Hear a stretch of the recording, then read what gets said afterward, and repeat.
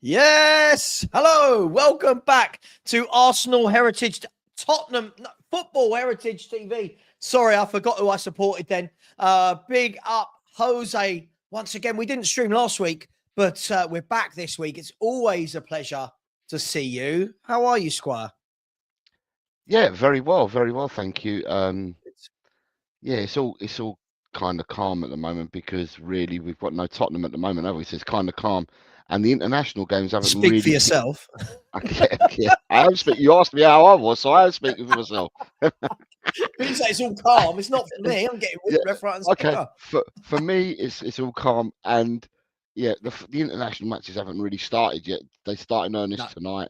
If Yeah. people are interested, then they start tonight, and they'll Yeah. roll Yeah. round till next Tuesday, and then next week it will be a show about who has made the following week. Are we injury free and stuff like that? But that Yeah. will Yeah. happen over the next few days. But yeah, at the moment it's the calm before the storm of Man City Good. So Jose as well. All is calm in his world. He's right. England are playing tonight. Greece tonight. England are playing Greece, who are 4 from 4, top of the group. If you care about that sort of thing, I'm not. I'm not so bothered about whether England are brilliant or win or whatever. I just like to keep an eye on it all and do the odd watch along on it. By the way, what I will say is big up to absolutely everyone. Thank you very much for. I've got so many messages in the last 24 hours. I think it's a record for how many messages I've got. People messaging me a little bit of banter. Some people have messaged me fake Arsenal badges about football heritage. Thank you for your support. And everyone asking me, you're not going to get a reaction video from me, I'm afraid. Don't need to, don't want to. All I'll say is this. Anyone who's messaging me saying, you've got to let everyone know that you're Spurs.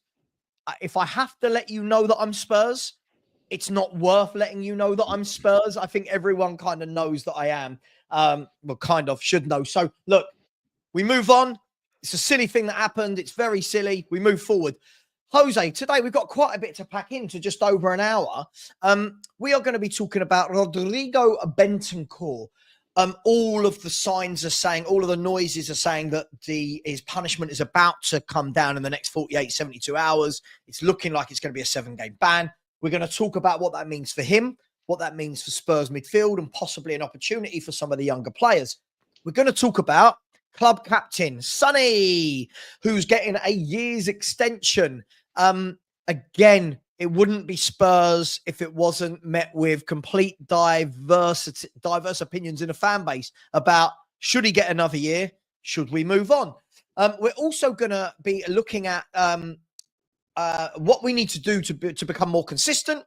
And then what we're going to look at, Jose, is I'm going to ask you the question, and I'll ask everyone in the chat when we get there, is have we signed good players, and how good are they? And that's not this transfer window. We're going to look back at the biggest transfers in terms of fee for Tottenham Hotspur over the last 5-10 years. Let's get started. Let's start with Rodrigo Bentancur. And by the way, big up to everyone. I'm not going to say hello to everyone, but big up. They're all in here. All the usual faces, even ex-pros. Joey Barton's in the chat. Big up Nigel Purecoys. Big up Kate. Scott M's here. He's shocked to see Jose out. It's working on an Arsenal channel. Yeah, Jose, you're going to be called an Arsenal fan now, man. You're on the Arsenal channel. Please do smash the like button. I'm going to ask a favour before we start. Please, please, please. This gentleman to my, it's really weird, to my left, this gentleman to my left or right, whichever way you're looking at the screen, is a fantastic content creator who is very well loved by everyone, doesn't piss people off like I do. And for me, it's a travesty that we've not got this guy to 1,000 yet. He's too humble. He won't ask for it. He knows the game. But I would love to ask, could we please, please, please all go over and subscribe? And if one of my mods would be so kind to whack in El Tel's channel in the chat, that would be absolutely amazing. And I want to see him at 750 minimum before the end of the show. I'm going to keep asking you. And there we go. There's the love from Ben Kaufman. Big up. So please do subscribe to Jose, and I'm going to be keeping an eye on it. Jose, football. Rodrigo Bentancur. We knew it was coming. It looks like it's here or nearly here. 7 games is the number being bandied about. We don't know that for sure, but 7 games. It's very Spursy. He's going to get a 7-game ban for something that happened with his own teammate. What do you make of all that situation? And if it is 7 games, do you feel that is that justified? Is this a PR exercise for the FA? What do you make about this whole scenario? Right. So to start off with, thank you very much for your kind words, Sava. With the Rodrigo Bentancur, this happened 4 or 5 months ago. Happened out of competition, but didn't come under common bowl rules because it was out of their competition. It's after the games had been played.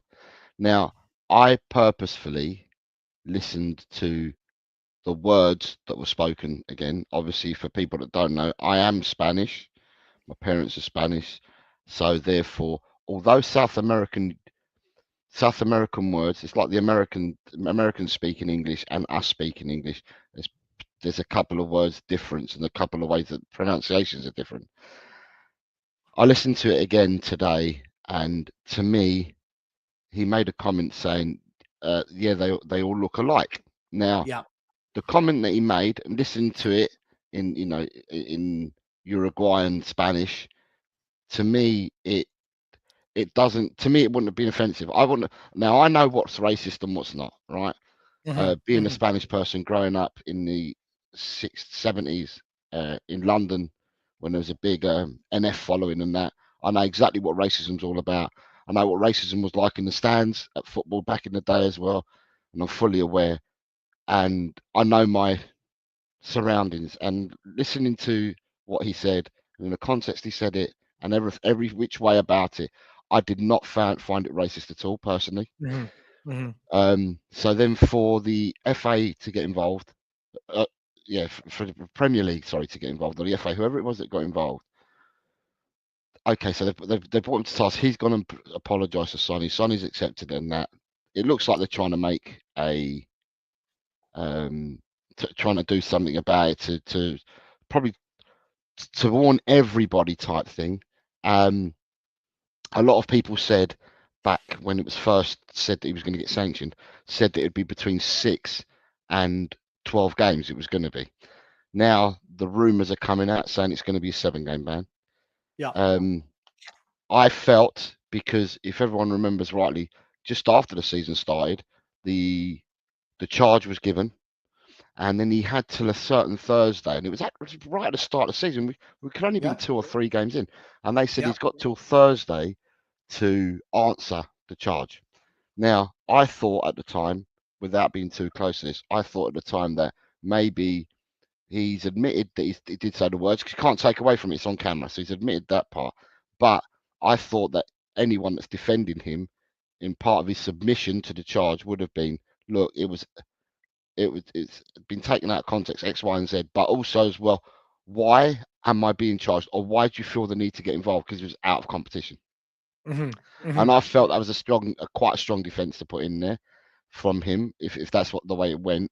And then I thought to myself, well, after that, how long does it take for someone to read a submission and then come back? Because it seems to be, since the charge was levied at him back in the beginning of September, it's taken quite a long time for it to come about now, and we still haven't heard what the sanction is.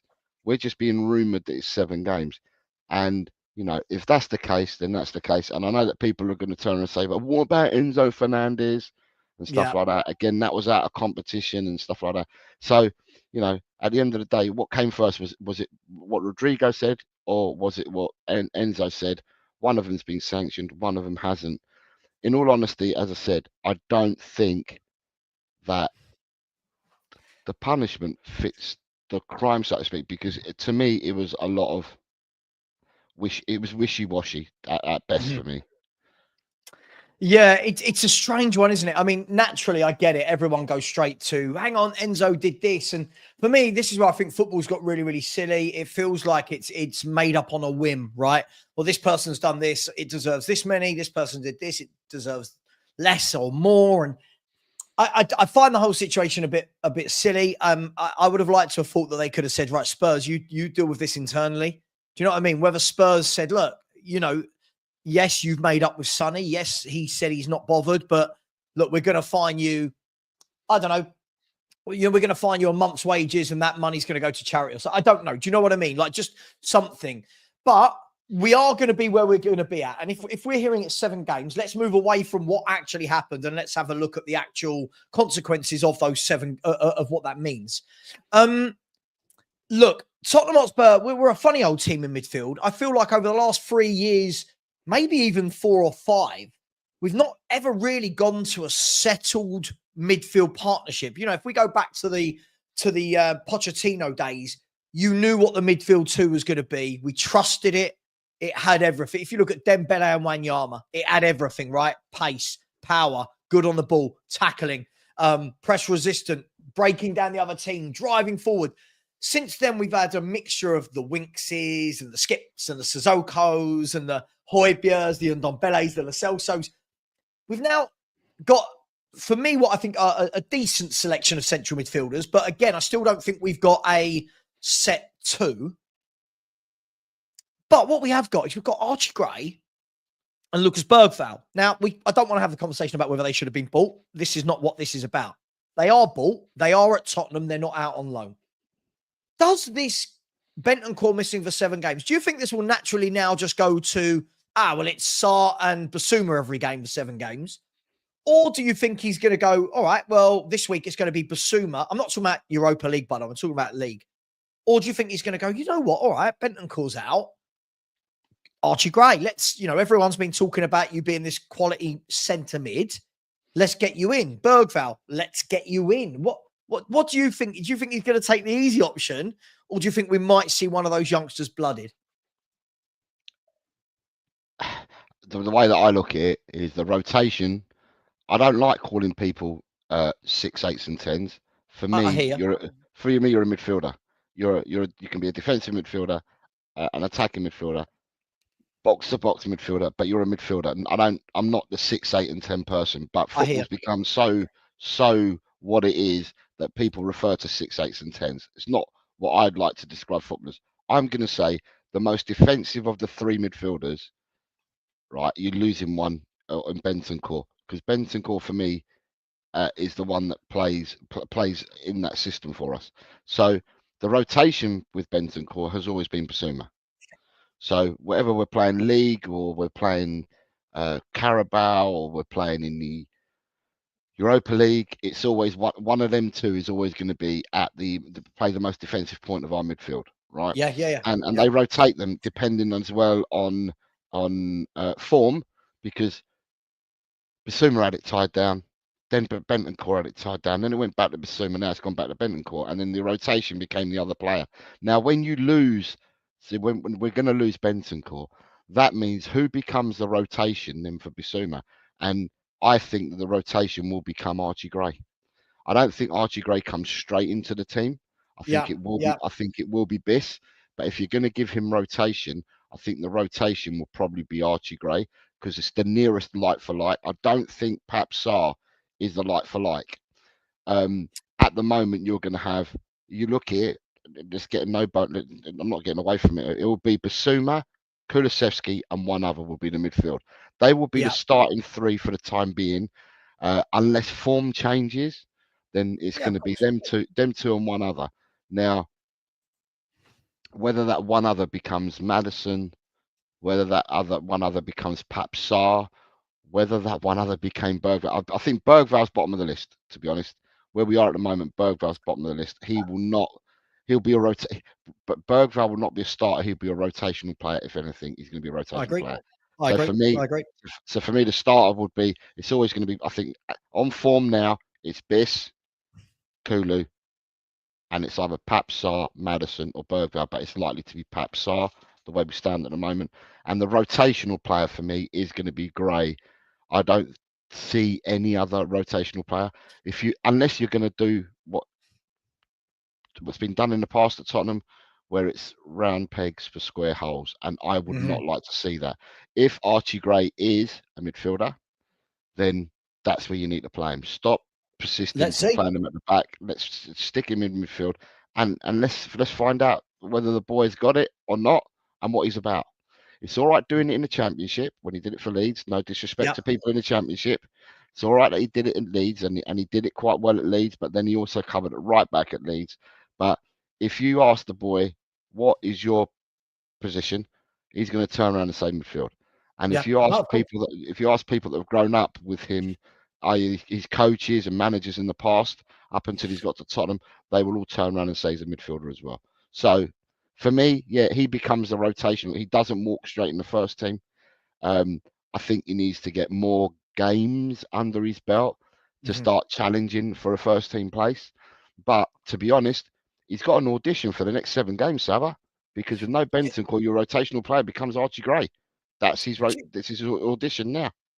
Do you know what I think we've missed a trick though? I do think we've missed a trick with Archie Gray. For me, I'm not saying games like Galatasaray, I don't think you put Archie Gray in central midfield. I do think at home to Karabag, at home to AZ Alkmaar, these are the games where I think you could have said, Jose, right, you're going to play alongside one of the senior pros in centre mid.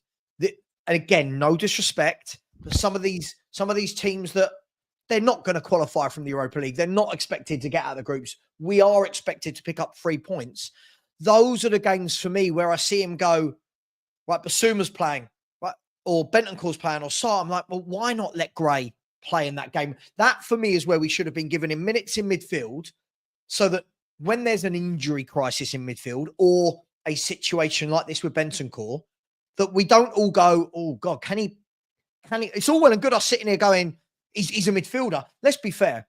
We've never seen him once centre mid for Tottenham Hotspur. Not in a proper game. We've seen it against, like the likes of Hearts and QPR and all this kind of stuff. But against a top team, against a Premier League team or a European opposition, we've not seen him play central midfield.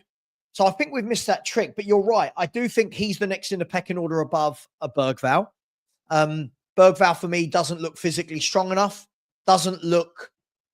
And he's young. It's going to take time to get used to another country, get used to another league. But it does very much look like Gray it could have an audition, Jose.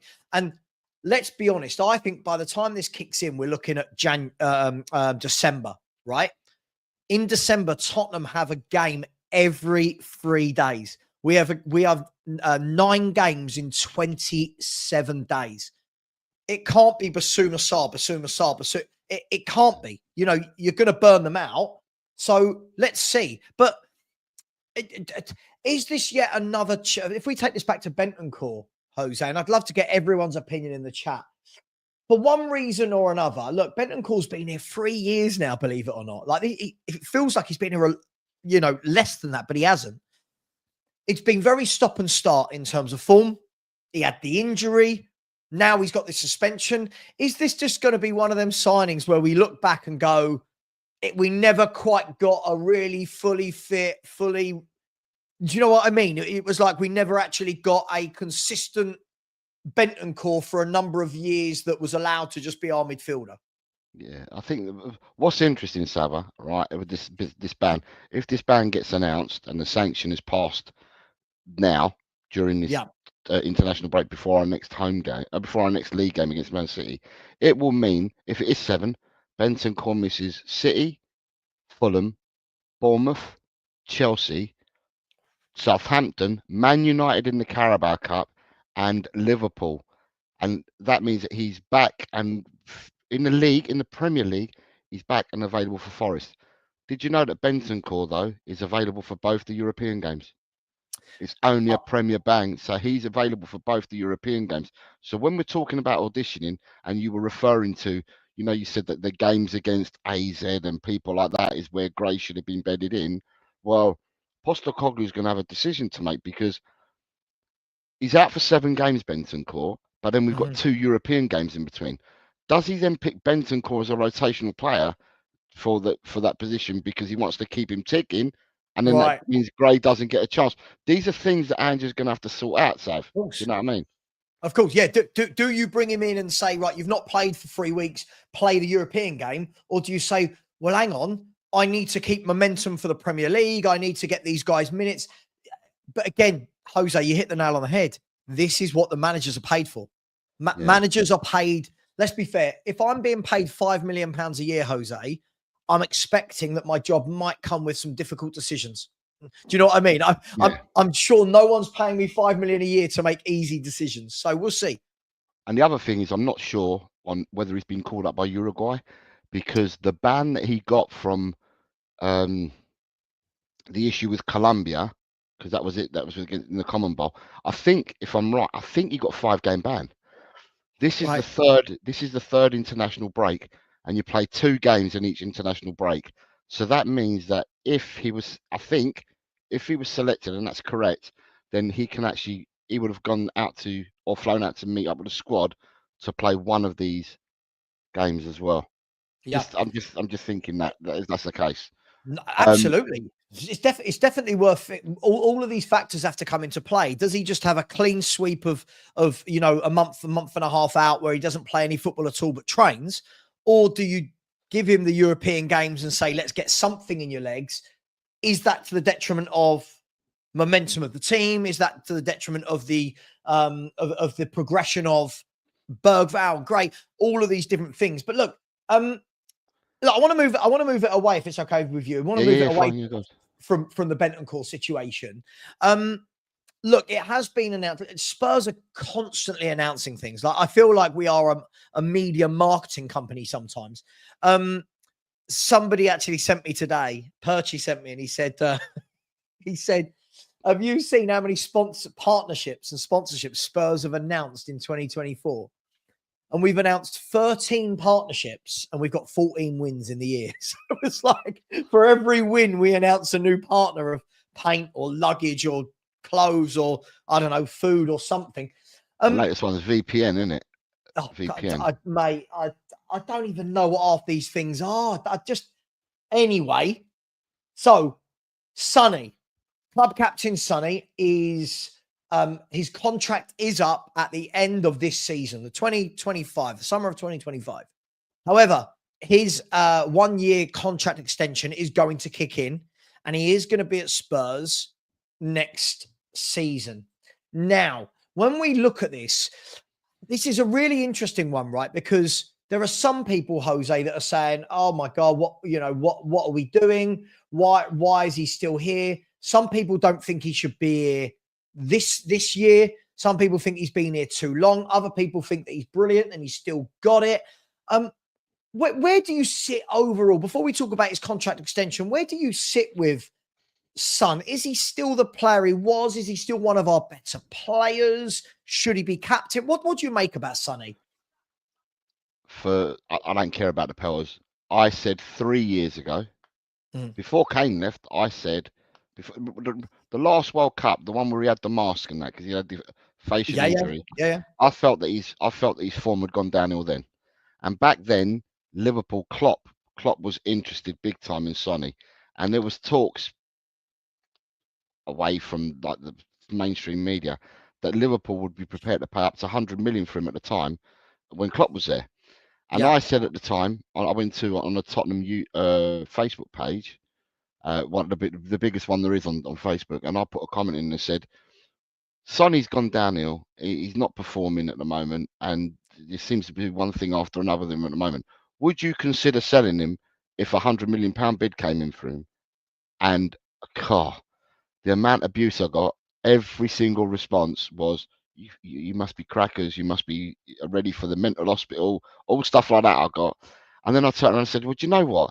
I would sell him because I think he's gone downhill. And the 2 players I would bring in with that money are, and bear in mind I did this 3 years ago, Mohamed Kudus from Ajax and Manuel Ugarte from Sporting Lisbon. And I did say Ugarte, they're the 2 players I said, for 100 million, you could get them 2 players in and change. And they're the 2 type of players that we need. This is 3 years ago, that we need at Tottenham back then.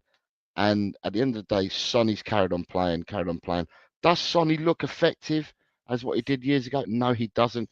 Could that be the system? Well, it could be. Or could it just be him? Knocking on, getting older?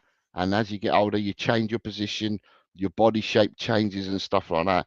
And therefore, you're not the same player that you were.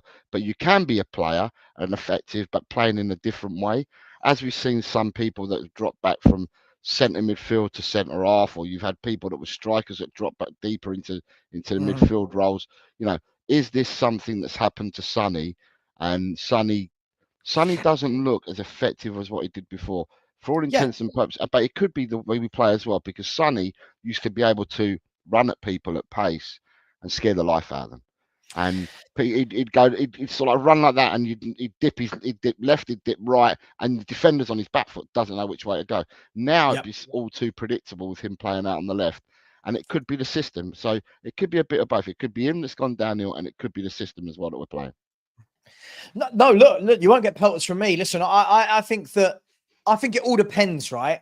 I always say, if we want to act like a big club, we need to do big club things, right? And sometimes that means making decisions that fans get upset about because they're emotional. And what I mean by that is this. Has Son been a wonderful player for Tottenham for a decade? Yeah. I don't think you'll find any Spurs fan that will go, he's rubbish, right? Son's been a very good footballer for a decade. Look, we could talk about trophies, but that's not all on one player. He's been a very good player. He had a great partnership with Kane. And there was a stage where he was so explosive. He would scare the crap out of teams when he ran at them, Jose. Yeah. We've not got that Son anymore. Now, again, when you say that, people get offended. I think it's natural. This is a guy that very much relied on his pace. That was what he was. I'm not saying he wasn't a good footballer, but this is what he was. He was an explosive player with his pace. The breaks with Harry Kane were sensational. And unfortunately, as you said, whether that's him because of his age, whether that's because his game, he might be one of those players that can't adapt. That's not a negative. Some players adapt as they get older. Wayne Rooney was a master at adapting. Scholesy, Giggs, I don't think Son's an adapter. I think he is. Glenn Hoddle.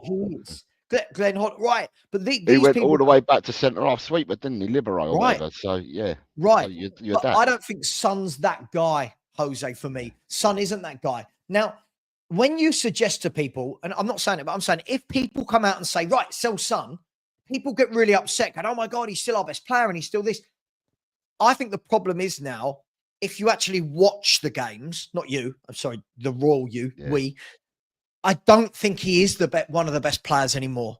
He's, this season, I'm not saying he's had a terrible season, but again, his goals, 2 have come against Everton. 1 was an absolute gift. The other was laid on for him by VDV. We're not seeing that explosiveness. We're not seeing him get the ball, beat 2 men, whip it in the top corner anymore. When he gets it, he looks hesitant, whether that's Ange telling him don't beat the man or he can't beat the man as regularly anymore. What I do know is, and this is a great point, where is it? This was a great point by Daniel Harris just now. I've lost it, but it was basically saying he's another one we're going to keep hold of for too long. And in the end, we'll end up getting pennies for him. And there you go. Son is another one. We'll keep going too long and get pennies for him. This is what we do, Jose. This is what we do. We did this with, I'm not going to say Kane, we got 100 million, but realistically, if we'd sold Kane 2 years before when he wanted to leave, you get 180, 200 million for him. But anyway, we've kept Son this long. We kept Dyer to the point where he was a free transfer. Everyone in the last 10 years. In the last 10 years, everyone. Everyone. So, do you think then, I think I know your answer, should he be getting this year's contract extension, or should we be getting to the summer and saying, thank you very much for everything you've done. Let's get you out on a high.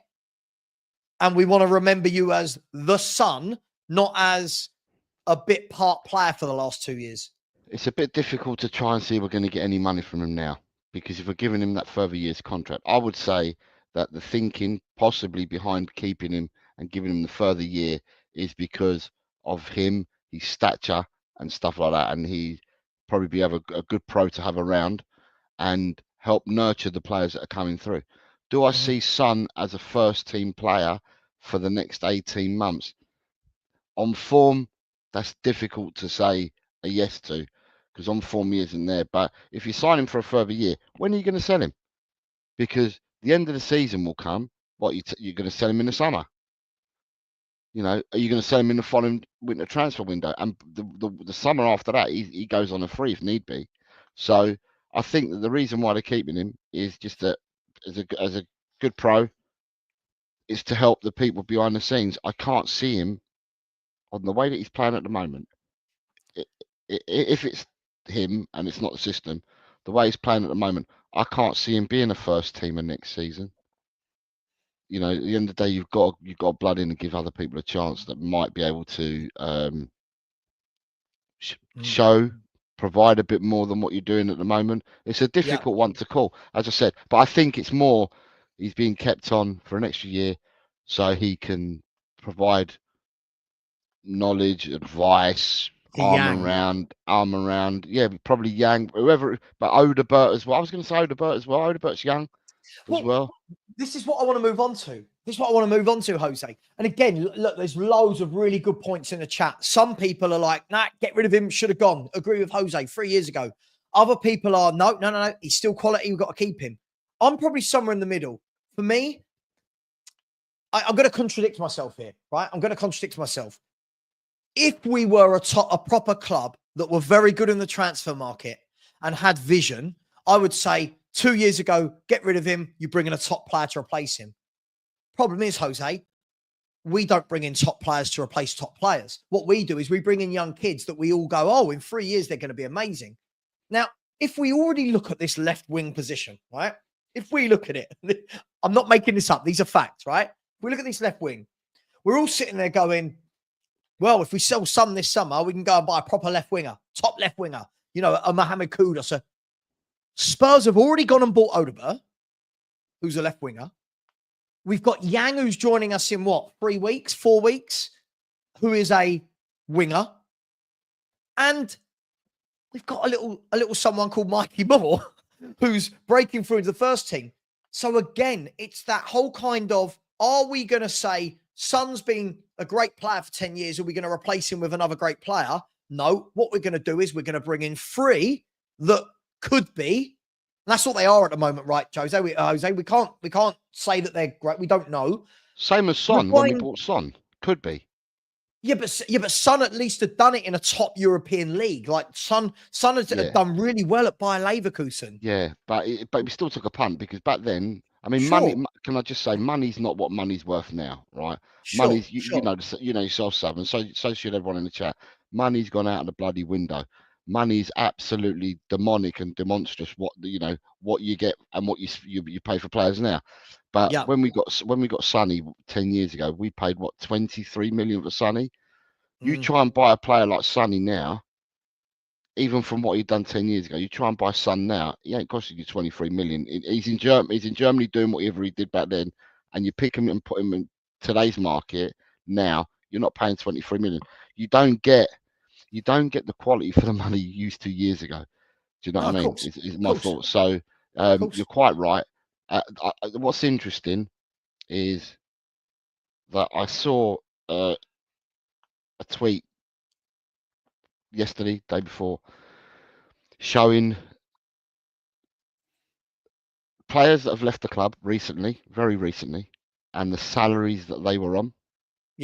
And the players that they've been replaced by and the salaries that they're on. And it's just, if people have got any notion that we're going to go and buy top quality, it's going to be pretty this? No, I saw it on a tweet. Let me see if it's the same thing. Sorry, look, these are the players we've let go in their salaries and the new players we've bought in. Right, where's the goalkeeper? Which one? We let go of Lloris and we bought in Vicario because that's the one. So this was this summer, but look at it. Look at the salaries of Perisic, Ndombele, Højbjerg. Yeah. Right. So they were saying. I was saying. However, I think we saved 45 grand a week, Vicario compared to Lloris. With Van der Ven, and we got rid of Davinson Sanchez and Dyer. Van der Ven's on about 50 or 60. Dyer was on 100. Dyer was on 100.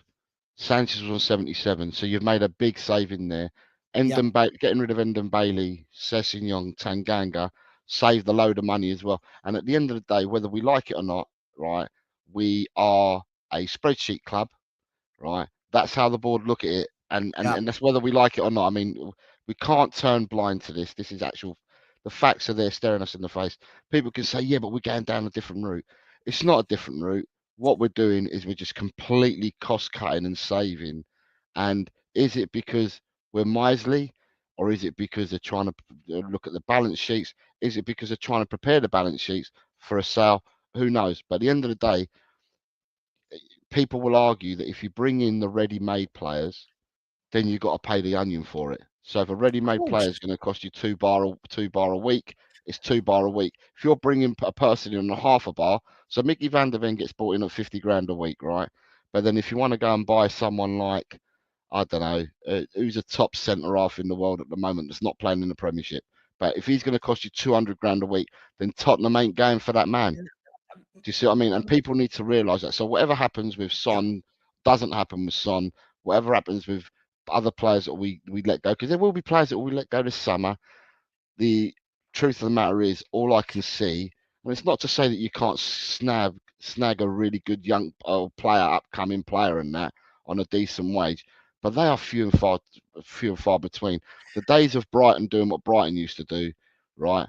Everyone's doing this nowadays. So you're not snagging a gem, you're not snagging a bargain. You haven't to pay for it now. So yeah. Well, look, I mean, Jose, to your point, and we'll come back to this in a minute. But to your point here, when you look at it, look at the players who signed in the summer. So Solanke stands out at 5 million a year, which is I'm not saying it's pound for pound, but it's roughly 100 grand a week is 5 million a year, roughly, right? Yeah. So Ndombele, you can see 10.5 million a year. He was on 200 grand a week, right?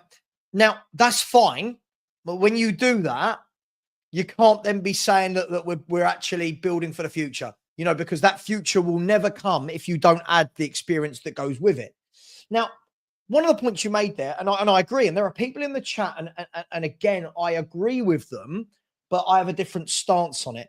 When people say things like, hang on, Proximo made a good point. I did like it. I'll see where that is. It said, Savva, top players don't want to play for us. We can't attract them with money or winning. Now, Proximo, I'm going to disagree.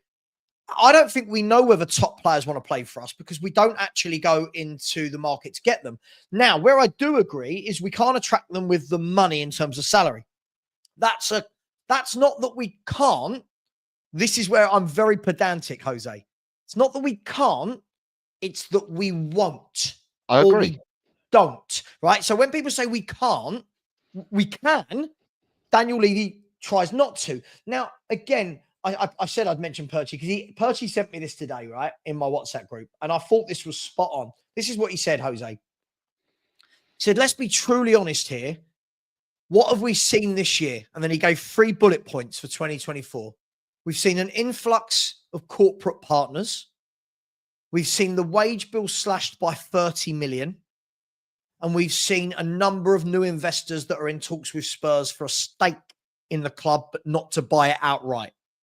And he's basically said, this isn't a football club. It's a corporate business with the aim to make money. Now, when you look at that, it doesn't matter how much people want to go in Levy or not. This is the problem we have. But Jose, I want to go back to something you just said, right? You mentioned a player like Mohamed Kudus. Yeah. Do I expect Spurs to go, you know what? We need a replacement for Son. Let's go and buy Kvaratskhelia of Napoli. Let's go and buy Lamine Yamal of Barcelona. Of course I don't. Of course I know that's not going to happen. But to your point, Jose, do I expect Spurs to go and get a Mohamed Kudus instead of an Odegaard and a Yang? Yes. That a Kudus isn't on 200 grand a week playing for one of the biggest clubs in Europe. Not knocking Ajax, but you know what I mean? Yeah. Those players for me is where we should be at. But we don't even go, we go from here. Let's replace here. Nope. Do we get them in there? Nope. We go down there and hope that they become in there. And again, I'm not going to knock Odegaard or Yang. I don't know enough about Yang. Yang could come in and be the second coming of Jesus Christ. I don't know, right? But Odegaard, again, another one where you look at and it feels like it's all hit and hope, Jose. And the fact that we've now got 3 young wingers behind Son tells you that Son won't be a bit part player until the end of 2026. He's going to be the main man. And that, for me, shows you that we've got no interest in improving, because whatever anyone says, Sonny is naturally with age going that way. So if he's going that way and considered one of our better players, we're not going that way, Jose.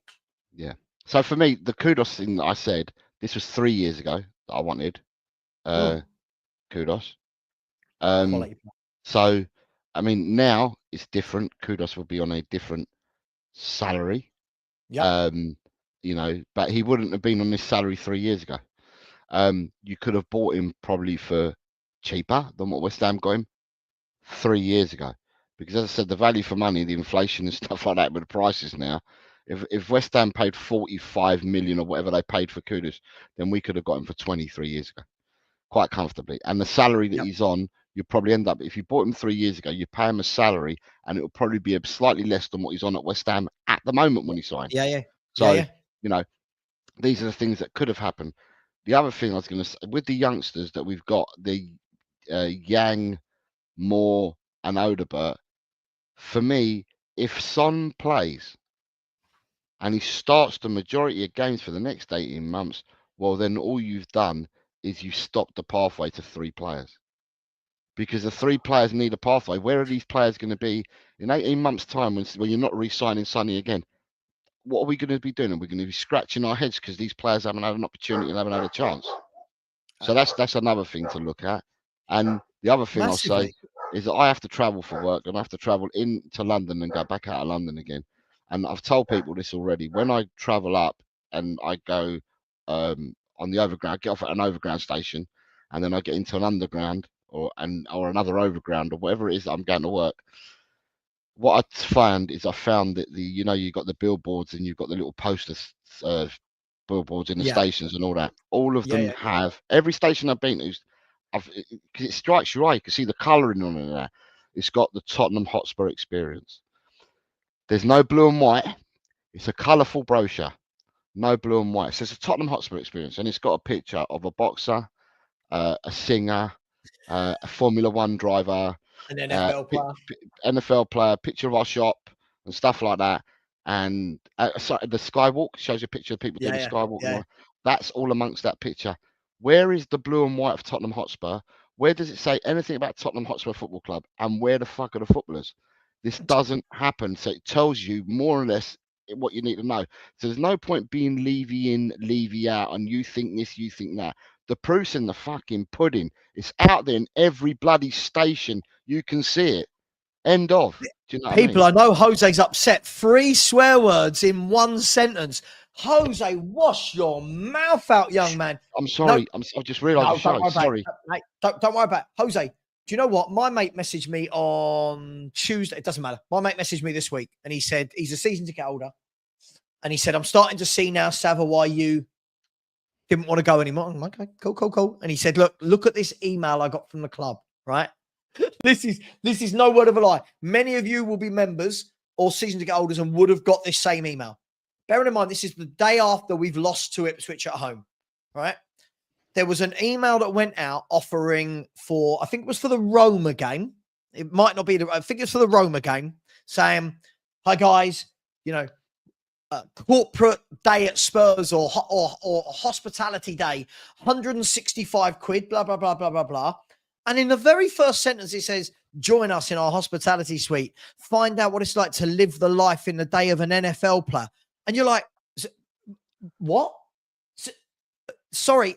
Yeah, I know we have NFL at our stadium, but we're a bloody football club. We're a soccer club for our American friends. We're football. What are we doing here? And this person, I'm not going to name names, this person emailed the club. This person emailed the club to tell them, what are we doing here?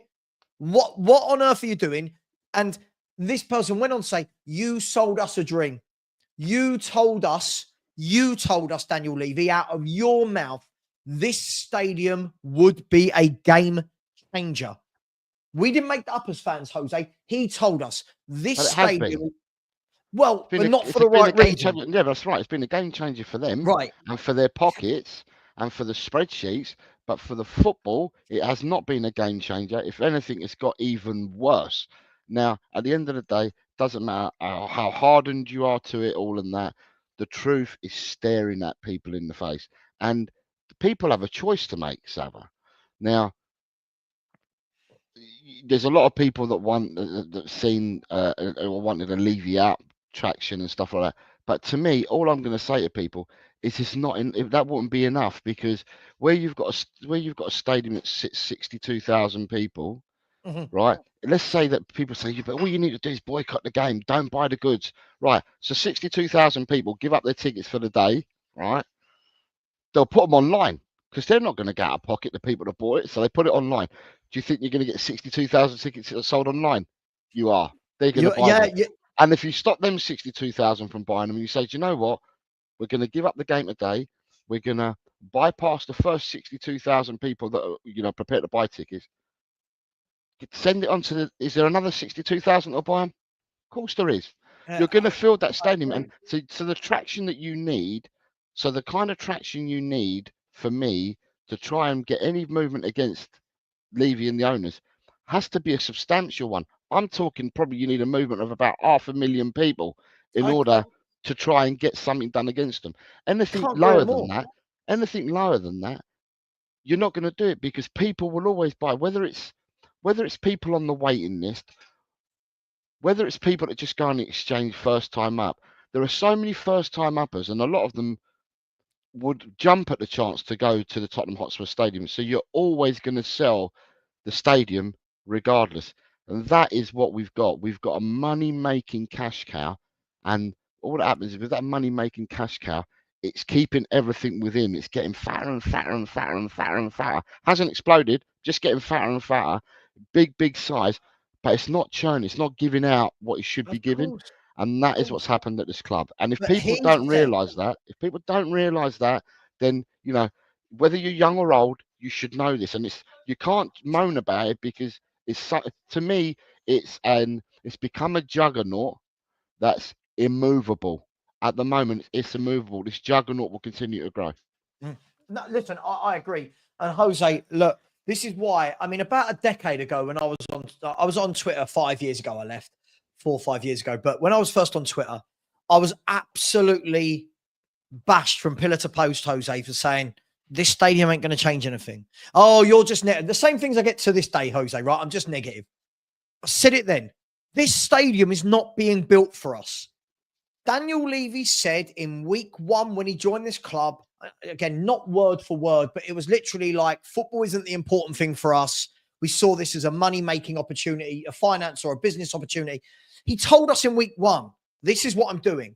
Yeah. It took him, 18, 19 years of his tenure to get the stadium all sorted and built. And he must look back and go, look what I've created. Fans were sitting there going, when we get this stadium, at first it was, when we get Champions League, we're going to kick on. But we've done that loads. We didn't kick on. When the stadium's built, we're going to kick on. Then I remember, the stadium's just opened. When we've had 3, 4, 5 years of stadium revenue, we're going to kick on. We've been in the stadium 5 years, Jose, and we've just slashed our wage bill by £30 million buying loads of kids. Now, I'm going to ask this question to everybody in the chat. If we wanted a youth project, if we wanted to buy Yang, Archie Gray, Bergval, Odeber, right? If we wanted to buy Vuskovic, all of these young players, if this was what football was about, we would have stayed at White Hart Lane. So if that doesn't tell people that this stadium was not built for football success, nothing will. That is why, Jose, that when I get told, just go with this project, it's another youth project, it's young. This is the reason why I go, I've seen all this before, Jose. I've seen all this before. The stadium was meant to mean that we didn't do this. The stadium was meant to mean that we act like a club and go, right, Sonny at 30, 31. I know he's 32 now. 30, 31. He's not what he was. A big club goes, right, let's cash in. Let's get 100 million from him from, I don't know, Spain, from Saudi Arabia. Let's get 100 million for him. We go again, right? We must be one of the only clubs that don't do that. To bring it back to Son, we don't do that, because Sonny will stay for another year. He will bring it. He will help the progress of Yang. And now the plan, what it's going to be is, give Yang 18 months. In 18 months, he'll be ready to take over Son. That's what we are, Jose. We're not, and that I want that to move nicely on to the next bit I want to talk about. Can I just say that what's happened, right, Savva, is Yeah, I grew up, obviously because I'm older, I grew up in the Irving Scholar years, the Alan Sugar, and I could see all the problems and the strife that we had at the club prior to Enoch coming along and Levy coming along. And I think that a lot of what Levy said and Enoch said on day one was bypassed because it was a novelty for us that we were getting rid of the staleness that we'd already had for about 10 to 15 years prior to him coming along. And at the end of the day, he said what was said, but because we were all still embroiled in the old Irving Scholar and then the Alan Sugar stuff, people didn't take on board what he was saying at the time. And that's why he's ended up getting away with doing what he's been doing up until now. And because that juggernaut has become so big, it's become so immovable because it's become big over the years, as I said, I just find it difficult. And I think I put it in my group, in the group chat, I just said there, I don't think there's nothing that's going to change in my lifetime. And that's as sad as it is. I've got children that support Tottenham as well. And as sad as it sounds, I can't see anything changing in my lifetime, to be honest. Yeah, again, I agree. I mean, look, I'm a cow moo. Look, listen, this is where we've got to be really careful, right? Because there are no rights and wrongs. My personal stance was about a year and a half ago, I said, I've had enough. I don't want to pay to go and watch Spurs anymore until Daniel Levy buys better players and actually shows that he wants to do well on the pitch. I don't want to, for me to get to Tottenham, it's 2.5 hours, right? Then I'm going to pay 70, 80 quid for a ticket, then all your food and drink, then your program, then you've got to travel back 2.5 hours. It's a whole day event where I've probably spent the best part of 200 quid, right? If you're going to do that to me, again, not just me, this is everybody, but all different. If you're going to do that to me, go and buy some top players. Go and buy some players where I want to be excited to leave my house and travel and watch my club. Don't, no offense, but don't be bringing in Gray, Odeber, Yang, Vuskovic, and then selling tickets at 80, 90 quid a pop. Like, that's not fair. The other thing is, I'm a cow. Jose explained this 5 minutes ago. Yeah.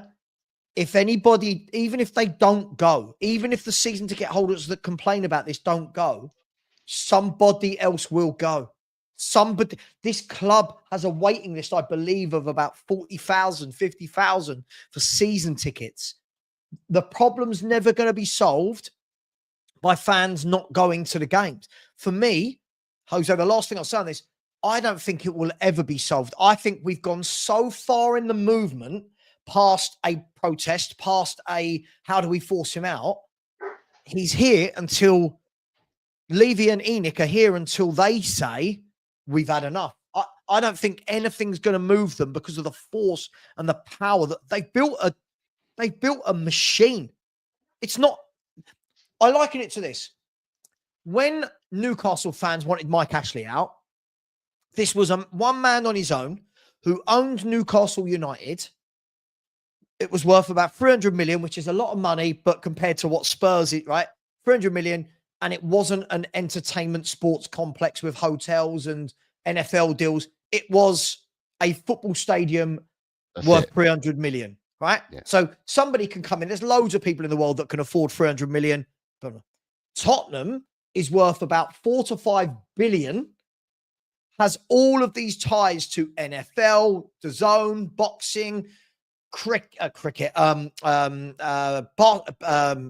NFL, the go-karting, all of these corporate partners, the hotels, the casinos, all of these things. You can't just force someone to wake up one day and go, oh, the fans aren't happy. All right, then I'll let it go. That's not what he built it for, which is why I don't protest. My protest is not going. But Jose, I can't ever see it changing until they want to leave. It's not going to be us. But do you know how morbid, this is going to sound morbid for everyone, right? But love it. My feeling goes even further than that, right?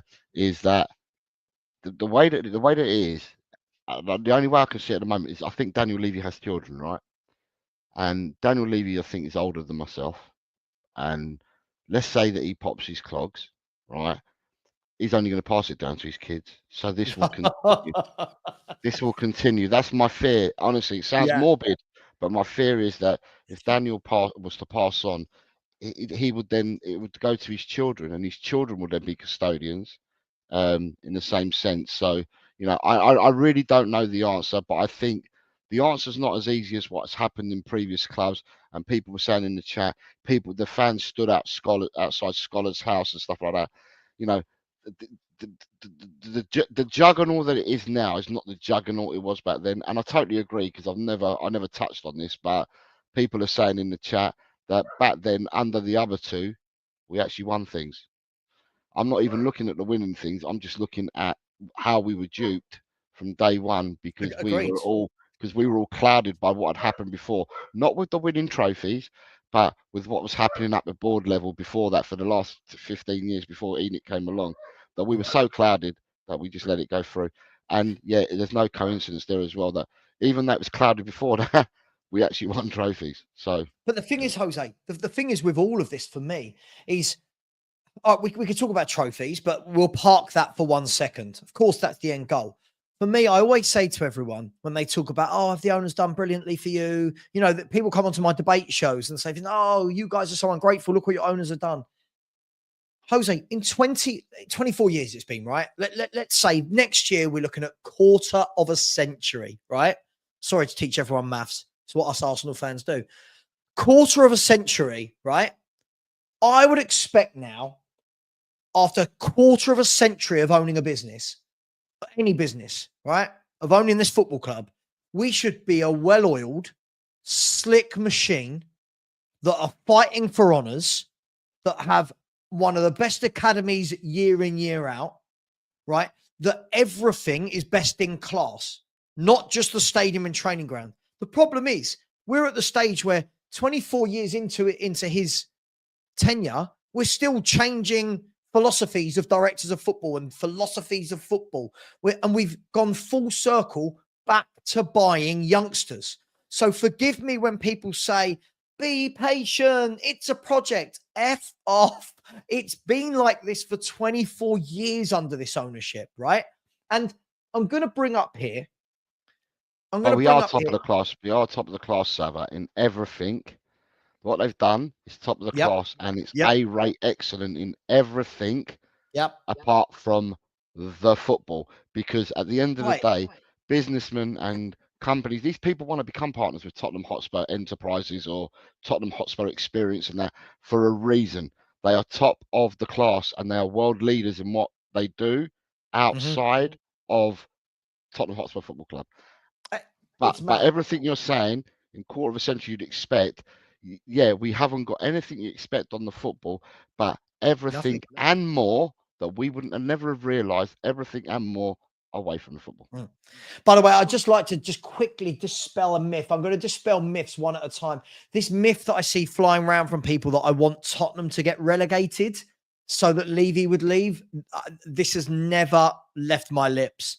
It's not something I've ever said. I never want to see my club get relegated. This myth as well that I want to lose games of football, completely not true. I just thought I'd drop that in there at the opportune moment. I keep hearing that I want us to lose to City. I want us to get relegated to feed my agenda. These things are not true.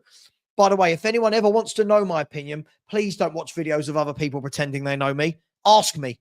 I'm very open. People like Jose will tell you I'm not shy in coming forward. I have a debate show. You can come on. Please ask me. Don't take it from someone that doesn't know me that I want to lose games. Now, if I say I think we will lose a game, that's different to me saying I want to lose the game. Words are really important. By the way, I've got a super chat here. It's quickly from Ed X. And big up, Ed. Very generous. Has said Tottenham is a destination tourism club. They've built revenue certainty. It's over, folks. Agreed, Ed. From a business perspective, what Daniel Levy has done, hats off to him. If I'm any other business other than a football club, I would love Daniel Levy loving my organization. I would love it. At a football club, he's just forgotten the main thing, which is the football pitch. And as I said, in the summer, when people were losing their mind, Ed, the moment I saw we slashed 30 million in wages and bought kids, it just told me everything I need to know that success is not important on the pitch. We can pretend it is. We might finish fourth every now and then and we go, oh my God, it's going in the right direction, but we never kick on. So big up to you, Ed. Are you all right for time, Jose? How long you so got? can I just say two extracts, right? Yeah, go for Two it. extracts that tell you, and I'm not Levy in, Levy out, never have been all this and never get involved in this, but I'm quite private when it comes to this. But two things that are out there in the public domain, right, is Levy was asked, and he's come out, the words have come out of his mouth or been written on his behalf by Tottenham Hotspur Football Club. He was asked a question about the three best achievements in football at Tottenham, and his top one was reaching a Champions League final. So it's not the fact that we'd won the League Cup, it was reaching a Champions League final. That was a top achievement. Winning that trophy in the League Cup, that wasn't in the top three achievements of football for Levy. The other one was building the stadium, and I can't remember what the third one was, but the League Cup wasn't mentioned. And the other thing is Hugo Lloris has just released his memoirs, or he's just released his book. And in his book, he says that they were all given, I don't know, whatever the make of the watch was, but they were all given watches saying Champions League finalists. 4 days before the final, the whole squad was given watches by Levy saying Champions League finalists. They're the two things I'm going to leave you with about Levy, because it tells you a hell of a lot. And if people, it's not about opening your eyes. Don't believe what one YouTuber may say or another YouTuber may say. Don't believe what's on X from the people that are pros and against. Research for yourself. Just look for yourself. And then when you look for yourself, then you make this decision yourselves. I'm not here to promote that decision, and neither is Savva to promote a decision this way or the other. Do your own research. It's the best thing to do in life about absolutely anything. Do your own research. Come up with your own conclusions. No, I agree. Listen, big up. Just quickly, we're not going to go yet. We're not going to go until Jose says he needs to go, and I might continue for a few minutes afterwards. But what I'm going to say is this. We've got 300 exactly in the chat right now. So big up. Not bad for a 2 p.m. on a cold, drizzly London for me at the moment. A cold, drizzly London. And apologies that you've had to look at this. This is about to get a cut, as is this in a minute. It's my relaxation every 2 weeks. Get the beard done, the shoulder massage. Love it. The wax on. I love it. Never touched this myself. I know. Sorry, Jose. I know. I'm 2024. I'm a product of it. Guys and girls, look, there are 300 in it. This is El Tel Cockerel. This is Jose's channel, right? Please, please, please. He is currently sitting on 692 subscribers. If I can ask kindly, if 58 of you, there's 300 of you in here, we can get him to 750 in the next 10 minutes. 58 people, just to quick. You don't have to leave the page. Just click on this link here. Look, it's there. Click on this link and please, please, please subscribe to his channel. He's a great guy. He knows his football. He's always very nice to everyone. He calms me down when I fly off the handle. So it's all good in my books. Please smash that button and we'll keep a check on that. And you might see that there's a pinned link in the chat, which is a pinned link to Big Up. I've been asked by Big Up, great name, to be one of their content creators providing watch-alongs. Now, I've said to them, just so you know, I'll put it out here now so you don't hear this from other people that pretend they know what's going on. I've said to them, I will happily do watch-alongs on your show, whether that's international, Champions League, Premier League. I will happily do them. I will not do my Spurs content on your channel. Spurs is YouTube, all right? So what I'm going to do is all my Spurs content is staying here, but I will be doing watch-alongs 2 to 3 a week on their channel. And the link that's pinned, all right, I'm going to show you again now. It takes you to Big Up. It takes about 30 seconds, if that, to create a profile. And please click on join community. It would really, really help me, and I really, really appreciate it. And that link is this one. So thank you. Thank you very much to everybody if you do that for Jose and myself. Jose, look, I want to bring up something. By the way, what have we got? We got to 703. Keep going for Jose, people. Keep going. I want to see that 750. Come on, show some Tottenham love, you Daniel Levy type people. Come on, let's not be Daniel Levy's. I want to show something here. Where is it? I've got so many tabs open. Right. Now, one of the things that's always thrown at Daniel Levy is that we don't spend money. Now, Jose, that's not strictly true, right? We do spend money. I wanted to have a look at, as you can see here. Do you want me to make that bigger? No, I can see. I'm looking. I've just. So I can see now. Go for it. This is the official Spurs transfer market page. By the way, there are other products available other than Shark for whatever that contraption is that they're using there. Please, I do not promote Shark. Go and look at online. Blah, blah, blah, blah, blah. These are our top transfers according to Transfer Market of all time. Now, obviously, because of the year we're in, Jose, it's going to be the most recent transfers that are going to be the most expensive. But we're going to go down this list. And I'm going to ask the question of how well have we actually spent? How long have we actually spent? And by the way, Bobby K, this is why no one likes you. Just kidding. Love you, Bobby. Love you, Bobby. Yeah, that link does not take you to AFTV. I cannot believe there's a video calling me an Arsenal fan. I cannot believe it for everything I do to help Spurs channels, and I get called an Arsenal fan. Never mind. We laugh. Jose, look, before we talk about these ones here, look, just to give the viewers an idea. Look, so we've got Solanke, Ndombele, Richarlison, Johnson, Romero, Maddison, Sanchez is up there, Archie Gray's up there, Porro, Van de Ven, Sissoko, Lo Celso, Kulu, Bergwijn, Soldado, Reguilon, Lamela, just doing the top 20, Son, Odegaard, and Basuma. Going off the back of what we said earlier, Jose, doesn't this just show that we spend, but never really from that top tier bracket? It always seems to be hitting and hoping a little bit, doesn't it? It does. And then what ends up happening as well, some people on that list leave, go other clubs and are successful. That could be a Tottenham thing as well. Sure. But yeah, if I look at the way that I look at it is, now that you're showing me this, because I've not seen this, but the way I'm looking at it from what you're showing me is I look at it and I measure it. There's a few different ways of measuring it. How successful and what have they done at the club? And then I look at it the other way because we haven't been successful for many, many years. So how I measure success is obviously not through trophies because we haven't won any. So success is, for me, have they been a good player for us? Have they, done what they need to do at Tottenham, or do they do what they need to do at Tottenham?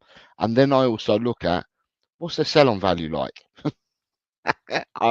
It's cruel to look at it like that, but that's the way I look at it. So for me, looking at that list, Solanke remains to be seen, but may be well worth the money in the long run. Who knows? We'll have to wait and see on that. Ndombele, complete waste of time. And it doesn't matter where he goes.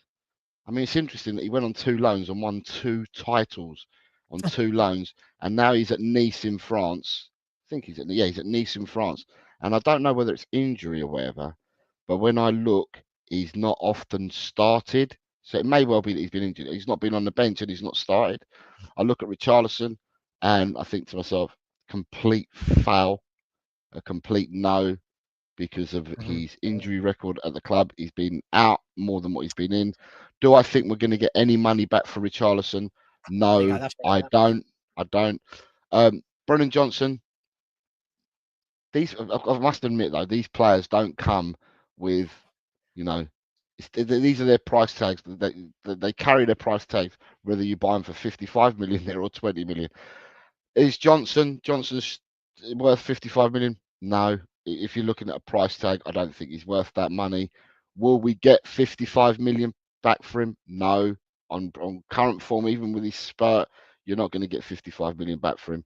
And then you go down to Romero. Romero breaks the mold here. Romero, you probably will get your 52 million back for him. And it depends how you're going to measure this, Savva. We do spend money. We're not the wisest people spending money. We haven't been. But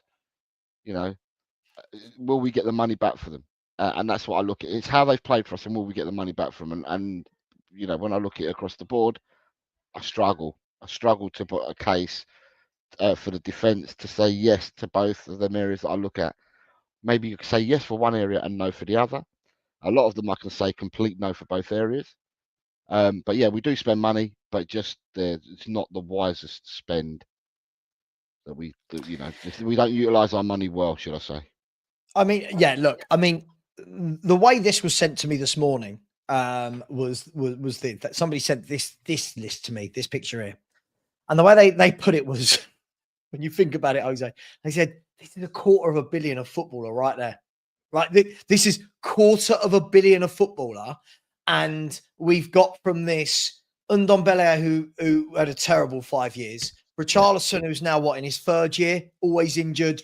Does he do anything when he's fit? As you said, Brennan Johnson, for me, I'm going to say this. Brennan Johnson's got a knack of getting into the right areas and scoring a goal. I'll give him that. As a footballer, might as well be sitting with me and you. Like, if he's not scoring the odd goal, he doesn't offer anything. Solanke has only ever had one good season. Again, I'm not going to go deep in on Solanke because he's been here for 3 or 4 months. Romero, at the moment, would be the only one, if you put him on the transfer market, that you are getting that 50 million back. You're right. Yeah. But of $250 million a footballer, this is the best that Tottenham could come up with. And again, this for me is where, when people say just trust the process, I'm asking the question. This process that people want me to trust, Jose. Yeah. You know the other one you got? You know the other one you had, Savva? Yeah. Transfer market, whatever it's called. Can you bring that one up again? And I've got a question to ask you, right? And I can't remember all the players on that list, but going through that top 20. Yep. Give me the star man, someone who was a really, really good footballer. Now, we know that the times have changed, and I know that you're like me. Football is not the same as what it was 15 years ago and beyond. But if you go down that list, who is the baller for you? I'll tell you.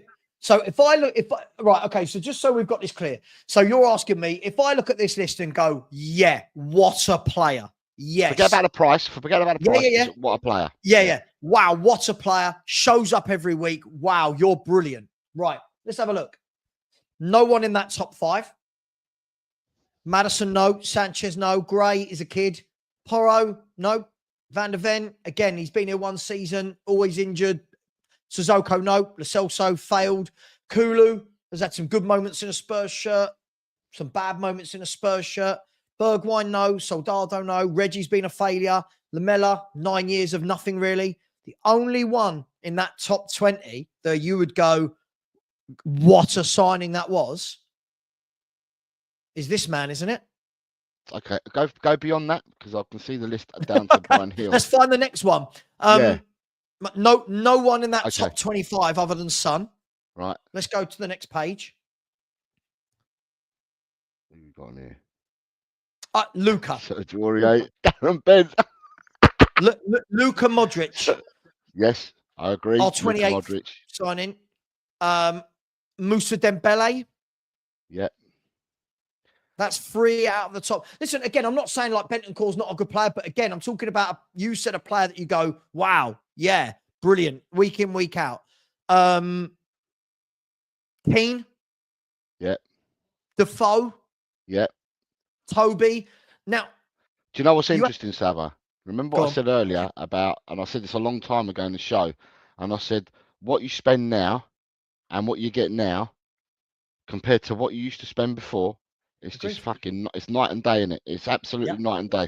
And the reason why I asked that question is because now you're going down the list, you have named at least 3 from 25 down towards 50. And being the top 25, you name 1. So obviously, as you go down the list, it becomes cheaper the cost. So it just shows that money went a long, long way and a lot further years ago than what it does now. That's the point it proves to me. Mate, it's absolutely mental. Like when you look at that list, when we spend big, we tend to get it wrong. And by the way, I'm not saying don't spend big, because if you know, there are plenty of clubs that get it wrong, but they don't stop. So, you know, like you must hear this all the time, Jose, when fans say, oh, don't buy so-and-so for 60 million because last time we spent that, it didn't work out. Clubs like Chelsea, Man United, City, Liverpool, these clubs don't go, You know, Man U don't go, oh God, we paid 100 for Pogba. It didn't work out. We're never going to buy big again. Or, oh, we bought Anthony. We're not going to go again. These clubs realize some don't work out. Some don't work out. Sometimes you have to. But what these clubs are good at doing is Man City are very good at this. Liverpool have been good at this down the years. They have a player. They have him for a year and a half. If they can see this is not working out, they move on. Our players, our fans, we want to give everybody 3 years, 4 years, 5. And Lo Celso, the absolute example of that. Every year it was, this could be Lo Celso's year with this manager. This could be Lo Celso's year. There's a player in there. At what point, Jose, do you look at a player and go, it's not working here? It's not worked. It's not going to. Yeah, Lo Celso, as I said, a lot of these players that are on that list didn't cut it or didn't do it for Tottenham, but when they go elsewhere, they do it. And Lo Celso was the same. He went on loan 3 times, and all his loans were successful. I don't know whether he won trophies, but I remember the year that he got to the Champions League semi-finals and more or less carried Villarreal to the semi-finals of the Champions League, and seemed to play in nearly every game. Comes back to Tottenham, and every time he played with Tottenham, it was in 1 week out for 4, in 1 week out for 7, in 1 week out for 4, and so on and so forth, and the story continued. So yeah, as I said, players seem to have left Tottenham, and it's well documented because every time a player leaves, keeps getting thrown back at us. They've just won a league. They've just won a cup. They've just won this, and it doesn't have to be the most special player you had. It could have been, it could have been a average player that we've had, but then they've gone away and they've won something. Lucas Moura didn't win jack at Tottenham. He goes to Brazil. Everyone will say twilight of his career. He's won a cup in Brazil since he's left us. So, and he's not the only one. I mean, like I said, Ndombele, 2 loans, 2 championship title winning medals he's got. I'm not going to say that he played a big part in Napoli and he didn't play a big part at Galatasaray, but he played enough games to bloody get himself a medal. So, but for all intents and purposes, he is a title winning champion, just not with Tottenham Hotspur. I agree. I just think in general, the culture we've created at the club, and this is from the owners to the managers to the players to the fans, I think we've created a very comfortable nature where you're not allowed to talk badly about this player because he's one of our, for me, the ruthless clubs are the clubs that win, right? For example, we kept Lamela for 9 years, 10 years. Ben Davies, no offense, but Ben Davies has been at Tottenham for a decade. No other top club has got Ben Davies for a decade, right? No offense. He's a good, solid pro and he's done his bits, but, you know, as we said, we can go all the players for the last 10 years that we've done this with. We do it with everyone, Jose. We did it with Sissoko, for example. Like, oh no, there's a player in top clubs. Look at players and go, this guy's not good enough. This guy, Man City, bought Phillips, realised it was a mistake after a year. They're not worried. All right, 50 million, not worried. You know, blah, blah, blah. He's going out on loan to everyone. Don't need him. They'll probably take a hit on him as well. They'll take a hit on him for definite, but they're prepared to walk away and take that hit. Yeah. But unlike ourselves, right, when you're looking at it with Phillips, okay, it may be a mistake that Pep's made in that signing. Doesn't often make mistakes. Could be a mistake that he's made there. They will sell him next season at the end in the summer, or if they can't sell him in the winter transfer window, they'll sell him in the summer next season. And if they get 20 million for him, or 15 million for him, 20 million, they've taken the hit, moved on. With us, we were begging teams to take our players on loan with obligations to buy, begging teams. And so that shows you that our recruitment is not only was it poor, but then the players with us were so stale that we couldn't even move them on. And whether it's because we wanted to keep them and rinse them completely, you know, and squeeze as much out the lemons and the oranges as you could. But then when it was time to get rid of them, we couldn't do it. Lamela's another one. Lamela was bought. Jose, it's like anything. If you bring a player in for a year and it doesn't work out and you can see it's not working out, you can almost get away with, oh, it just wasn't a good fit, right? You can get away with that, and their agent can spin that and go, look, it wasn't the right club. He didn't settle there. When you have a player for 5 years and they've not done anything for 5 years, it's really difficult to turn around and go, oh, they are really good, but they're just not a great fit. And then we say things like, last year we did this. Oh, I'd play Royale today to put him in the transfer window. No, that's not going to do any. Like, what are we doing here? For me, sometimes look at a player, Richarlison being the prime example. You've brought Richarlison in. He's now in his 3rd season. He's not had a good time at Spurs. People like him for, he's shithousery, works hard. Surely we've got to be looking at better than those as our benchmarks for what we want. And unfortunately, I think until that runs through the club, Jose. That's not the fan. I think that's all of us, top down, as a collective, from the owners through to the fans. We all look at these players and find excuses as to why, that's a good signing. Like, we did it in the summer. We signed Odegaard. No offense. We signed Odegaard, right? And we start making excuses to why this is a brilliant signing for 3 years' time. Liverpool, City, Chelsea, they're not buying Odegaards.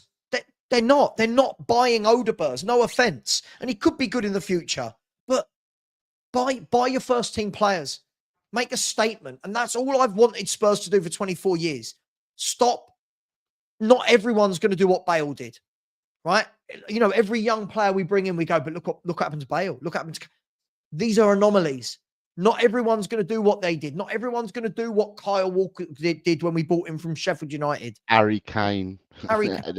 Yeah, no, you're not going to get this. You're not going to get this. You're not. You've got to... Yeah. I feel like our scouting, like you think down the years, we have people going out and scouting Luka Modric, scouting Dimitar Berbatov, scouting Jan Vertonghen. I mean, I say scouting is a loose term because people know about them, but scouting Jan Vertonghen, Moussa Dembele. Yeah, but it is scouting because you're then getting them in, and you're getting them in, and you're beating your competitors to the punch by doing your scouting and then signing the player early before they can go anywhere else.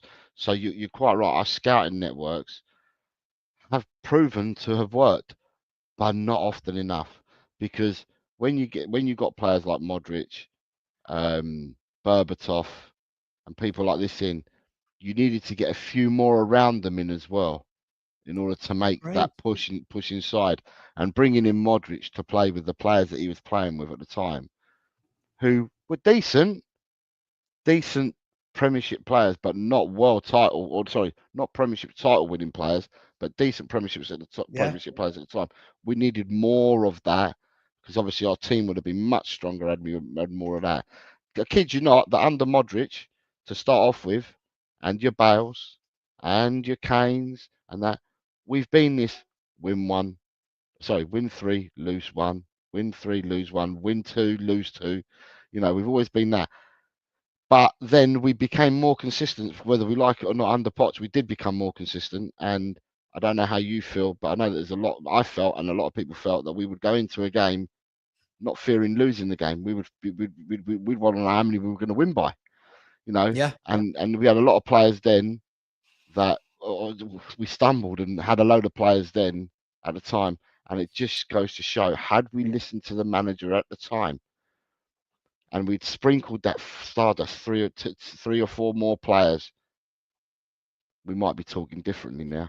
But that did not happen, and that manager told us. He told us. Let me ask you a question. Prepped us and won us. And then from that team, Savva, from that team, we kept hold of Eric Dyer when Man United wanted him. We kept hold of him for 4 years longer than what we should have done when offers were coming in for him. Dele Alli, we kept hold of him 3-4 years longer than what we should do when stuff was coming in for him. Ericsson, we kept hold of too long as well. And you start looking at all these players, and had we done what others do, where you make them tough decisions, move some players on and bring other players in, but they've got to be caliber players as well, and you bring them in, then we could all be having totally different discussions. The fact of how we operated back then and how we operate at the moment means that these discussions will continue. Of course they will. And the thing is that I don't want to drag this on. I want to go for another 3-4 minutes, maybe 5 minutes. But when you look at where we buy our players from. Now, when I say this, Jose, people always go, "Oh, you can buy from lower club." I'm not saying you can't. Like Liverpool went and bought Andy Robertson from Hull, and what a great career he's had at Liverpool. I'm not saying you can't, right? But we never buy from a top club. We ever. Like I think like Kulusevski and Bentancur, we can say we got from Juve, who needed money at the time. But you look, if we look at the last year or so, we got. I'm not knocking these clubs, so please don't take it in that way. But Solanke was from Bournemouth, Maddison from Leicester, Odegaard from Burnley. Actually, I don't know why I'm doing this. I've got the list in front of me. Bournemouth. Ndombele from Lyon, Richarlison from Everton, Johnson from Forest. Archie Gray from Leeds. Sissoko, when we bought him, was Newcastle, who were in the Championship at the time. There's very few players that we actually go, you know what? Let's go and see who's on the periphery of things at Chelsea, who's on the periphery of things at Man City or Liverpool, who would want to come here that's a good player that is being rotated in those clubs, but maybe wants to come here and be one of the main men. We don't do it. We wait for players to have 1 year left on their contract. Look at Basuma, Maddison. And again, nothing wrong with being opportunistic. I think you've got to be in life, right? But all of our signings seem to be opportunistic. None of them seem to be, that's a top player we want. We've been working on this for a year. We've sold the project. Go and get him. Boom. It always seems to be, I'll ask you this. Of all that waffle from me, what was the last difficult signing we made? A signing where you went, what? Wow. I didn't see that happening. Van der Vaart. Right. Always. Van der Vaart's the last one. I mean, there are others before him, but Van der Vaart would have been the last one for me. But then the only anomaly in all this that we're discussing, it ain't Tottenham Hotspur. The only anomaly that we did, and this must show that we've done something wrong in our recruitment and stuff like that. The only anomaly to all this, I'm going to say to you, is probably Brighton and Brentford, because Brighton and Brentford buy from clubs that you haven't even heard of. Sure. But they turn out to be, more often than not, 9 times out of 10, they end up being shrewd signings. I mean, people are talking about that Baleba, the 20-year-old that they bought, the Cameroonian 20-year-old that they bought from whatever club, and people are saying that people are sniffing around him at the moment. If you think Brighton are letting him go for anything less than close to 100 million, then you've got another thing coming. I look at players like Caicedo, Estepinian, even Mitoma. I look at all these players. I think to myself, I've got these players in from clubs. You didn't want to say Bournemouth, Burnley, all that, but I'm talking about clubs that I've never even heard of on the map, and it's an anomaly. It seems to work. Brighton's model, where they go to, Brighton's model probably goes stick more or less in Europe, yeah. But their model is to go for players that have played well at their clubs and have done really well at their clubs and have been the best player at their club. So they could be going to Germany and they could be hitting someone like Mainz or someone like that and getting one of their players. They could probably I've got nothing wrong with that, Jose. Yeah. I've got nothing wrong with that if you're going to get the odd player. But the difference is when people always compare, like with Brighton, with Bournemouth, look at the revenue those clubs make. Oh yeah, no, I agree. I know all about that. You know what I mean? Look at their infrastructure. Both those clubs 6 years ago, 7 years ago weren't even in the Premier League, right? They should be doing that. But again, this all comes back to we were sold a dream. We're going to move to this stadium. We're going to compete. Yeah. Then when fans like me ask to compete, we're told, oh, we can't compete. But why did we build the stadium? Right? So for me, I get it, right? I'm not saying every side, but because you know what people are like. You say something on YouTube and they take it so literally. I'm not saying every signing should be massive, but we never do. Like we never go out and go and get a really, really good top player. And we go, yeah, that's a good signing. That's a really good signing. We get the ones that are inconsistent. We get inconsistent players that are on, this is mad that I'm going to say this, only on 100 grand a week, only on 180 grand a week for a reason. for a reason. We don't go and get that next level that is 150, 200 grand a week that are consistent players that you go, he's got to play every week. Like there's no one at Spurs at the moment. This is how I put it, Jose. If I woke up tomorrow morning, if I woke up tomorrow morning, if any of the players at this football club have been sold, I don't have the passion with any of them where I'd go, oh my God, this is a travesty. Don't get me wrong, there'd be a few, like with Van der Ven, I'd go, oh, that's a real shame. But it's not like the days where I've woken up and gone, sorry, Modric has gone. Sorry, Bale wants to go Madrid. Sheringham's leaving. Carrick, the fuck. It's not that. At the moment, I'm like, yeah, he can. I'm not saying they're terrible players, but there's no one there that makes you go, Spurs are serious. You know, there's no one in that team for me where I go, that is an 8 out of 10 player, week in, week out. He has to stay through thick and thin. That's where I'm at with it. Yeah, the frightening part of all this, and this is I've not been. I am myself, and I'm going to say it myself. The frightening part for me is that when we lose a player, in the sense of he's either sold or we let go of him on a free. When we let go of players, whether they're sold or on a free, I just think to myself, we ain't going to replace them. That's all I ever think, is that we're not going to replace them, and that's a sad state to be in. We're just not going to replace them. You know, we're not going to bring quality in. We're not going to replace them. Well, when I say quality, I mean something that's proven. I mean, to me, as I said, for me, I'm all for buying youngsters and testing the waters that way. I think every club does this, but it's just, as I said, that we at the end of this transfer window just gone, I said we were 3 or 4 light, and the 3 or 4 light doesn't necessarily mean it's youngsters. We were 3 or 4 light in the transfer window of bringing, you know, players that would affect the first team, and Massively. I don't see, you know, I don't see that changing in the winter transfer window, because if I felt that we were 3 or 4 light in the summer transfer window, the only way that gets rectified for me, in my personal opinion, is if we sign 3 or 4 in the winter window, which I don't think is going to happen. The other thing I will say, going back to the Archie Gray thing that we talked about at the very start of the show, it shows how light we are in defence. Honestly, it really does, Of course it does. because Gray is a midfielder, always plays in defence, whether it's left back, right back, centre half. It's played all them positions, shows how short we are in defence. And obviously, with the squad sizes for the Europa and Spence not getting selected, and do you remember Serge Reguilon? He doesn't get selected either. It means we're even shorter in that department when it comes to European games, and you want to do rotations. Yeah, you know, at the end of the day, we'll probably let Reguilon. He'll probably go in the winter transfer window. He's another one that's been kept far too long. Another one that we couldn't sell. We weren't going to make our money back, and we've tried to do loans with obligations to buy, and he's still at our club. Agreed. So, you know, at the end of the day, we've got to do a lot of work, Savva. That's what I'm going to say. We need to do a lot of work.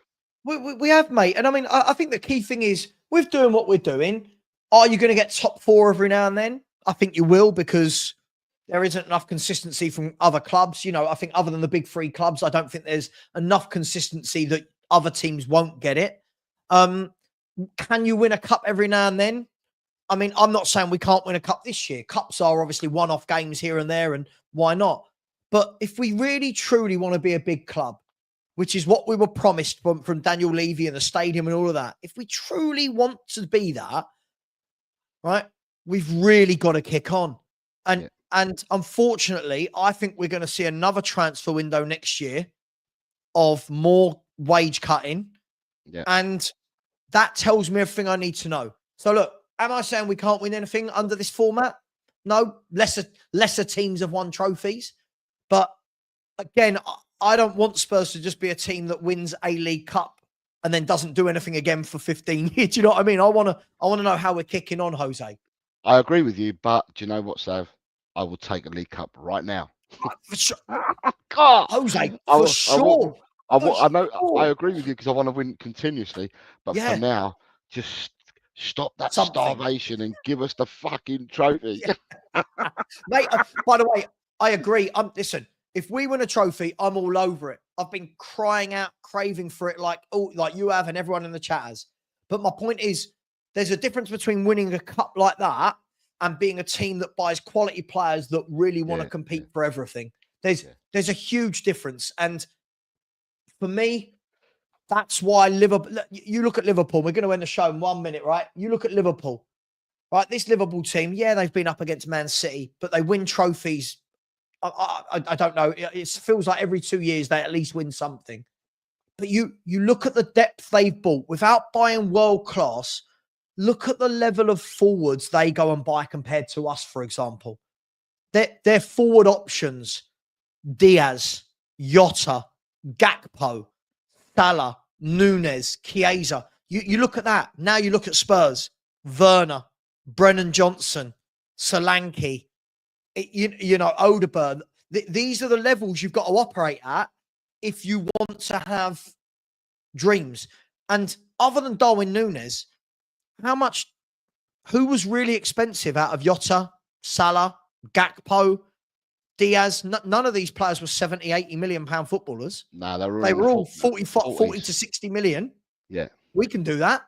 So look, Jose, I'm going to leave it there. Listen, absolutely loved it, mate. I love a bit of football chat on a Tuesday. Let's have a look, Jose, Thursday, shall we? It's Thursday. It is Thursday, isn't it? Guys and girls, please, on the way out, please do subscribe to Jose. You can see he's a great guest. He's got great football knowledge. I'm putting his link in the chat again now for you. Please do. Listen, I'm not one of these who wants to knock other YouTube channels. For me, I think, listen, are there YouTubers that I disagree with? Yes. But I love working with those people. I love the debates. I think it's really important that we all have very different opinions rather than claiming each other aren't actually real fans. Jose is a massive fan. His kids are really bad. He's made his kids support Spurs. He's given them a life of badness on that front as well. Please subscribe to him. The link is there. Jose, what you got coming up for people to watch during this international break? Well, because there's an international break, I'm not doing much in the sense because of work. So tomorrow I've got my predictions show that I do. Even though there's no Premiership games, I've now gone, because I do bonus predictions as well. So what I've started doing is the league, put people in the chat, in my chat, and that do it. They wanted to have some Premiership games and me to throw the odd bonus games in. I did that. And even when we have a break for international break, I do other games. I have gone and I have searched and researched, and I have got matches for tomorrow's predictions of teams that I'm going to have to get my tongue around pronouncing them. I have reached nearly all 5 continents in the games that I've selected for this weekend. So that'll be tomorrow. So if anyone watches the Kazakhstanian league, El Tel's probably got someone from in there in the top flight. There's teams from Burundi that I've looked at, and mate, I've looked everywhere. I've found teams, so it should be fun. As I said, I always do it just for subscribers only, that show, because it's a lot of work, and if people are going to subscribe, then they can enter. It's free to enter. We have a good laugh doing the predictions. And I think on Sunday I'm doing a show at 10 in the morning, it's being done. I think Ellie's not doing it because I normally let Ali and Ash do a show on a Sunday, but I think Ellie's not well. She's still unwell, so Ash will be doing a show on Sunday. And then on Monday, on Monday I'm doing I'll do the predictions results show. I don't really do much during the international break because it is just that it's an international break, isn't it? So absolutely. So, well, look, get over to Jose's channel.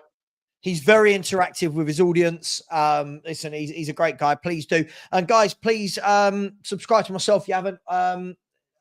We are on course for, what's the next milestone? 15K. We're away off it, but we're driving up there towards the 15K. Please do subscribe if you haven't already. Again, another thing that's been said, I'm going to just quit. I've got to get these things in. Contrary to belief, I don't ask for super chats. You all know that. When people are telling me that I do this for the money and I ask my audience for super chats, that simply is not true. I only ever ask people to subscribe and like because it's free. Any super chats are always appreciated. You know how appreciative I am. I never ask you to spend your money on me. And starting from next week, I've been bad with this for 6 months, doing some member only shows. So guys and girls, please subscribe to Jose. Please subscribe to me. Equally, the one last time I will ask for this. As I said, I am joining a big up platform to do some watch-alongs that are not Spurs, starting with Denmark, Spain, Friday night. Sunday afternoon will be England, Ireland. And the week after that, we've got Ipswich versus Man U. And then, sorry, Leicester versus Chelsea, followed by Ipswich, Man U the next day. And all my Spurs stuff is staying on YouTube. Much love, everyone. Take care. Please like, please subscribe. And as always, come on, you Spurs. Spurs. Leave it out.